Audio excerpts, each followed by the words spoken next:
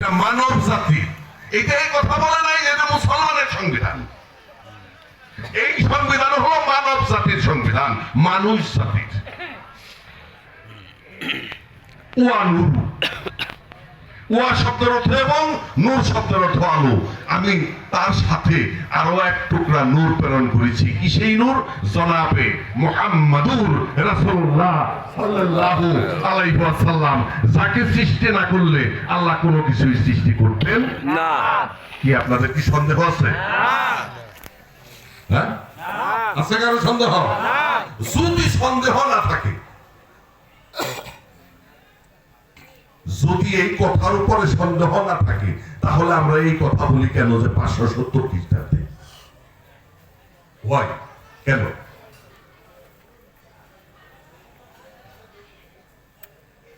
যাকে সৃষ্টি না করলে কোনো কিছুই যদি সৃষ্টি না করতেন, আল্লাহ তার আল্লাহ তো প্রকাশ না করতেন, যেখানে বলা হয়েছে যে কুনতু কানজান মাকফিয়ান ফাবাতু আনুরা ফা ফালাতুল খাকালিউরা।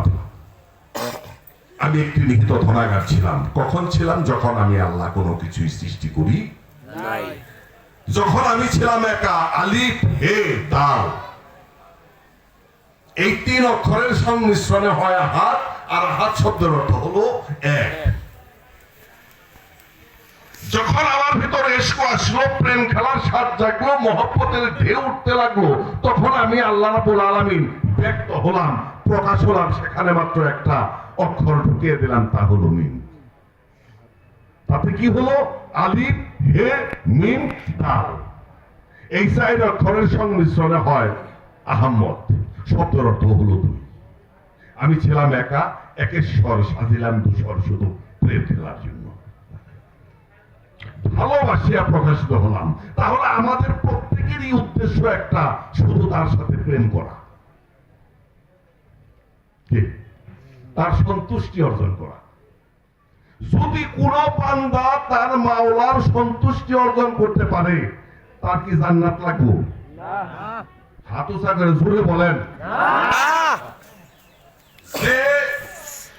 যে মাওলা যদি কোন বান্দার উপরে সন্তুষ্ট হয়, তার কি জান্নাত লাগবে? সন্তুষ্ট যে হইছে, এই জন্য তো সে জান্নাতি। তার তো এইটার আশা করার আর কিছু নাই। আর যদি সন্তুষ্ট না হয়, আমার ইবাদতে, আমার বন্দেগীতে, আমার কাছে, আমার কর্মে যদি আমার উপরে আমার আল্লাহ সন্তুষ্ট না হয়, তিনি কি আমাকে জান্নাত দিবেন? না, দেওয়ার কোন সুযোগ নাই। তাহলে আমাদের তার ইবাদত বন্দেগী যাহা কিছু করি না কেন, যেমন আমরা নামাজ পড়ব, এই হুকুম কার? জোরে বললেন একটু। লজ্জা পান আল্লাহর। আমি সেই গাউসুল আজম বরিয়া পর 40 মাইল রাস্তা ভাঙে এসে আপনাদের সামনে কথা বলতেছি, লজ্জা পাই না। আর আপনারা এই গ্রামের মানুষ লজ্জা পান। কাজ করেন, দেখেন এখানে কচু গাছ যদি থাকে, পানি দিয়ে নাক ডুবিয়ে একবার মরে যান না। তাই বলে হাসা হাসি করে এটা কইলেন না, তাহলে আমার আবার মামলা হবে।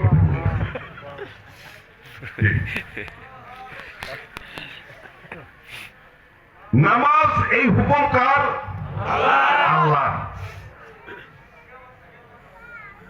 আমরা ইক্তেদা তো করি, নামাজ আদায় করি না। ইক্তেদা তো ভেজেল ইমাম, ইমামের নিয়ত আমার নিয়ত করি কিনা বাজান?